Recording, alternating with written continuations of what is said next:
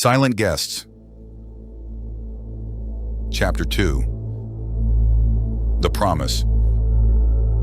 Rain had become the language of Carewin Island. It had spoken through the windows all night, tapping patiently against ancient glass and whispering across the slate roof of Ravensmere House until the sounds blended with the slow breathing of the old building itself. Sometime before dawn, the wind had eased, leaving only the steady murmur of rainfall and the distant crash of waves striking unseen rocks below the cliffs. It was a strangely comforting soundtrack, one that belonged to the island as naturally as the sea itself. Lucy Gilmore opened her eyes a few minutes after 7. For a moment she remained perfectly still, adjusting to the unfamiliar room. Pale morning light filtered through heavy curtains, casting soft gray shadows across polished oak furniture that looked as though it had occupied the room for generations. A grandfather clock somewhere within the house chimed the hour with deep, measured notes, each one lingering for a second before fading into silence. She smiled to herself. There was something undeniably satisfying about waking in a place with history. Modern hotels all looked the same after a while: identical furniture, identical carpets, identical attempts at character. But Ravensmere House possessed an identity impossible to imitate. Every piece of furniture appeared to have earned its place. Every creaking floorboard hinted at decades of footsteps. Even the faint scent of beeswax polish and old books drifting beneath the bedroom door felt reassuring rather than dated.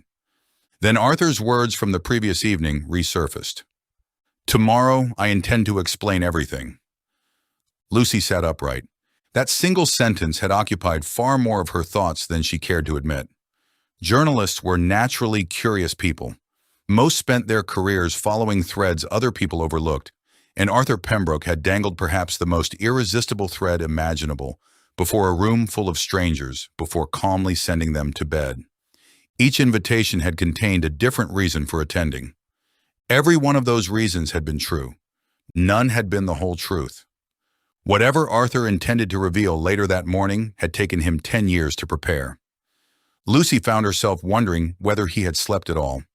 She dressed in comfortable clothes, slipped her notebook into the pocket of her jacket, and left her room. The corridor beyond was silent. Morning transformed Ravensmere House in subtle ways. Candlelight and firelight had given everything a warm intimacy the previous evening, encouraging conversations to settle into comfortable rhythms around the dinner table. Daylight revealed the craftsmanship hidden beneath that warmth. Intricate moldings decorated the ceiling. Dark oak paneling stretched along the walls, interrupted only by portraits whose subjects watched quietly as another generation passed through their home. Lucy wandered without urgency, allowing the house to introduce itself. A narrow reading alcove overlooked the eastern gardens, where mist drifted lazily across rain-soaked lawns and swallowed marble statues almost as quickly as they emerged. A display cabinet contained delicate porcelain collected over decades from various parts of Britain. Brass plaques beneath each piece had been handwritten rather than printed, every description neat enough to suggest Arthur himself had labeled them. Nothing inside Ravensmere House felt staged. It simply felt lived in. As Lucy rounded the gallery overlooking the entrance hall, she slowed almost instinctively. Amelia Pembroke's portrait hung exactly where she remembered, catching the pale morning light from the tall staircase window. Yesterday evening she had admired the painting. This morning she studied it. The artist had captured something difficult to define. Amelia wasn't smiling, yet there was unmistakable warmth in her expression, as though she had been interrupted halfway through an interesting conversation. Dark curls framed intelligent eyes that seemed focused beyond whoever happened to be viewing the portrait. An open book rested comfortably across her lap, while between its pages lay a single pressed white flower. Arthur had mentioned that detail almost casually. She pressed flowers into every book she loved. Lucy stepped closer. The flower had been painted with remarkable care, its fragile petals almost translucent, despite the years that had passed since the portrait's completion.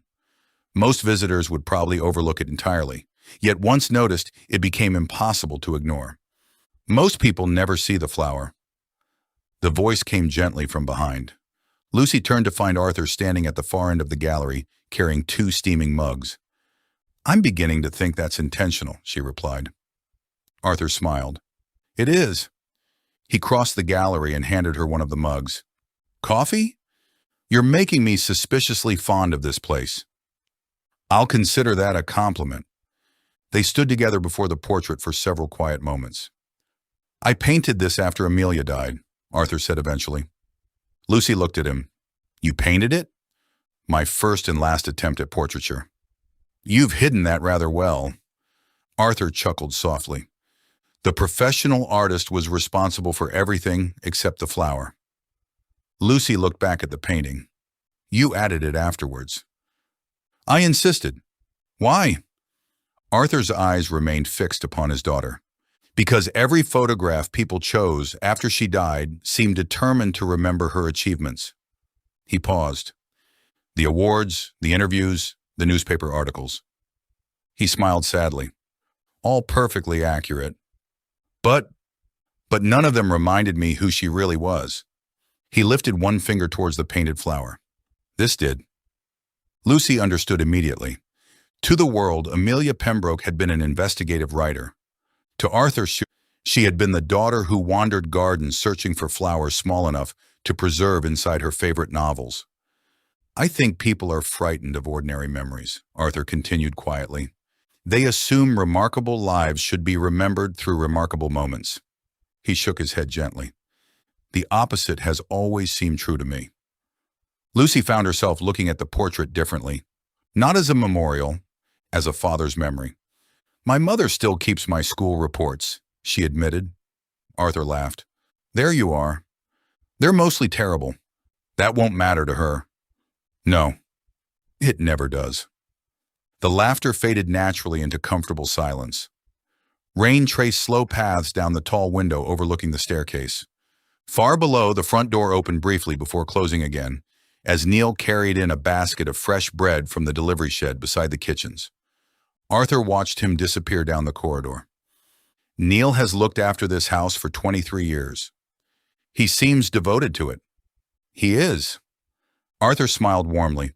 "I often think he knows Ravensmere better than I do." Lucy took a sip of her coffee. "You said something last night that stayed with me." Arthur raised an eyebrow. "Only one thing?" "You said every guest received a different invitation." "I did. But none of us received the whole truth?" Arthur nodded slowly. "I know journalists." Lucy smiled. "You knew that would bother me." "I rather hoped it would." He glanced at the leather folder tucked beneath his arm. "The truth is rarely appreciated by people who expect to receive it all at once." Lucy looked at the folder. "I'm guessing that's today's presentation."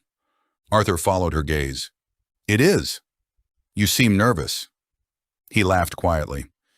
"I've delivered lectures to theaters containing hundreds of people. And I've never been as nervous as I am this morning." "Why?" Arthur looked back towards Amelia's portrait. "Because some stories matter too much to tell badly." For a long moment, neither of them spoke. Then Arthur looked at Lucy again. "If you have the time," he said, "I'd like to show you something before everyone gathers." He rested one hand lightly upon the leather folder. "It's the real reason I asked you to come to Carwin Island." Lucy felt her curiosity sharpen immediately. Arthur turned towards the far end of the gallery, where a pair of heavy oak doors stood half-hidden behind towering bookcases. "The library," he said.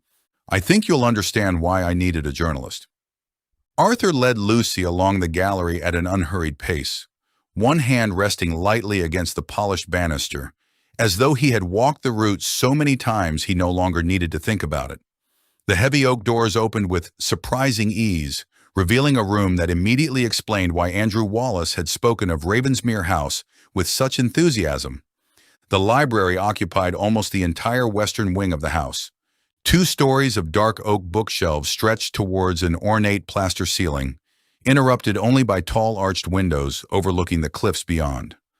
Rolling ladders stood against the shelves, their brass runners polished smooth by decades of use, while a large stone fireplace dominated the far wall.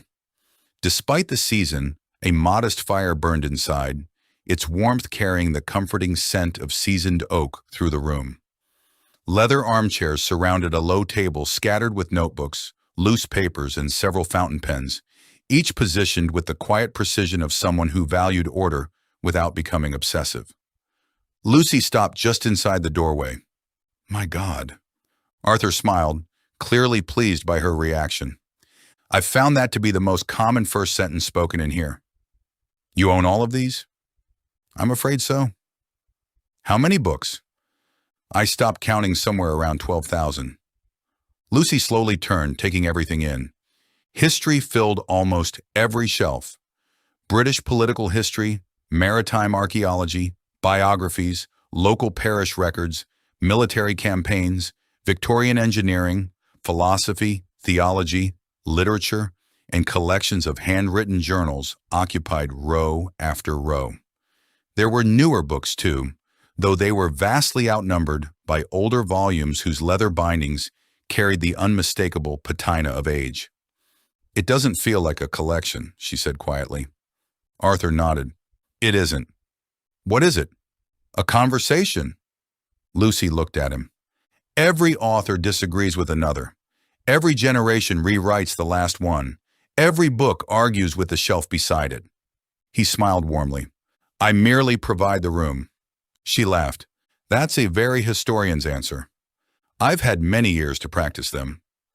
Arthur crossed towards one of the windows, looking briefly across the mist-covered cliffs before placing the leather folder carefully upon the central table. "This house belonged to my grandfather before it belonged to me." Lucy wandered slowly along one of the shelves, running a finger lightly across the spines. "He started the library?" "He started collecting." Arthur's expression softened. "I simply never learned when to stop." Lucy noticed a section devoted entirely to investigative journalism. There were biographies of famous reporters, collections of historical newspaper investigations, books on ethics, war correspondence, and organized crime. Several volumes contained handwritten notes tucked between their pages. "You've read these?" Arthur followed her gaze. "Most of them. But you weren't a journalist." "No." "So why?" Arthur hesitated before answering. "Because Amelia was." The room fell quiet again. Lucy removed one of the books carefully. Inside the front cover was a handwritten inscription. "For Amelia. Never stop asking difficult questions. Dad." She closed the book gently. "You encouraged her." "I tried." Arthur smiled sadly. "Sometimes I wondered if I'd encouraged her too well." Lucy looked towards him. "I've read some of Amelia's work." Arthur's eyebrows lifted slightly. "Have you?" "Years ago. I don't imagine many people remember it now." "I remember one investigation." Arthur waited. "It wasn't sensational." "No. It wasn't trying to expose politicians or celebrities." Arthur smiled. "That sounds like Amelia."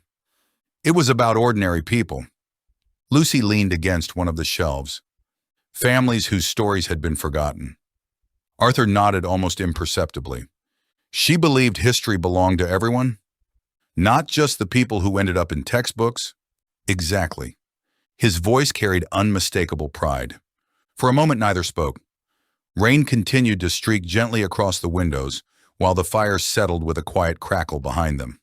Arthur broke the silence. "May I ask you something, Lucy?" "Of course." "Why journalism?" She smiled faintly. "I expected that question." "Did you?" "I've interviewed enough people to recognize when I'm about to become the interviewee." Arthur laughed. "Old habits." Lucy considered the answer carefully. "I don't think there was one moment." "No? I was always curious." She folded her arms. "When I was little, my mum would answer a question, and I'd immediately ask another." Arthur smiled knowingly.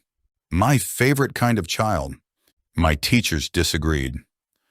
"I imagine they did." Lucy looked down briefly.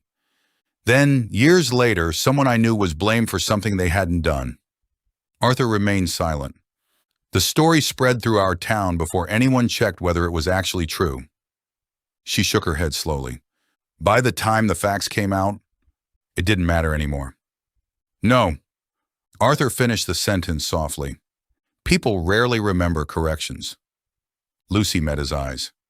They remember headlines. The room fell quiet once more. Arthur walked slowly towards the fireplace. I invited you because I believe you understand something many journalists forget. And what's that? He looked directly at her. Truth isn't simply discovering what happened. Lucy listened. It's understanding what happened to people. The words lingered. Arthur continued quietly. There are facts. There is evidence. There are dates. He rested one hand upon the mantelpiece. But beneath all of those, there are human beings. Lucy found herself nodding. Arthur noticed. I thought you might. He crossed back towards the table where the leather folder still rested. This, he placed his fingertips lightly upon the cover, contains 10 years of work. Lucy instinctively stepped closer. Arthur opened the folder. Inside were dozens of carefully organized documents tied together with colored ribbons. Newspaper cuttings sat beside handwritten letters. Old photographs rested inside transparent sleeves. Maps, diary extracts, and typed reports filled neatly labeled sections. Lucy stared. This is enormous. It took longer than I ever imagined. What exactly am I looking at? Arthur smiled. My daughter's last investigation. Lucy frowned. I thought Amelia died before she finished it. She did. So, I finished finding the answers. The statement carried no pride, only exhaustion. Arthur carefully lifted one black and white photograph from the folder. It showed a young Amelia standing beside an elderly woman outside a small terraced house somewhere in northern England. She spent years tracing lives that history had quietly forgotten. Arthur returned the photograph. She believed every ordinary life left behind extraordinary consequences. Lucy looked through several more pages. What do all these people have in common? Arthur smiled gently. You. She blinked. Me? You. And everyone else staying in Ravensmere. Lucy stared at him. I don't understand. Oh, you will. Arthur closed the folder again, but not yet. He drew a slow breath. If I've learned anything over the past decade... He glanced once more towards Amelia's portrait visible through the open library doors. It's that stories have to be told in the right order. Lucy couldn't help smiling despite herself. You're doing this deliberately. I am indeed. You're teasing a journalist. I'm protecting a story. Before Lucy could protest further, the grandfather clock somewhere beyond the library chimed 11. Arthur looked toward the ceiling. Our audience will be waiting. He gathered the folder beneath one arm and smiled warmly. Come along. As they stepped from the library into the corridor, neither of them noticed Elliot Brooks standing at the opposite end of the gallery. He wasn't looking at them. He was looking at the leather folder in Arthur's hands, and for the briefest of moments, the color drained from his face.